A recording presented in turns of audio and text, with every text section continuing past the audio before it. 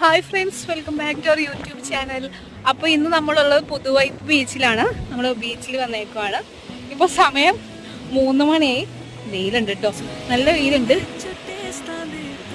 അപ്പോൾ നമ്മളിവിടെ ഒരു കല്യാണത്തിന് വന്നപ്പോഴേക്കും വന്നതാണ്.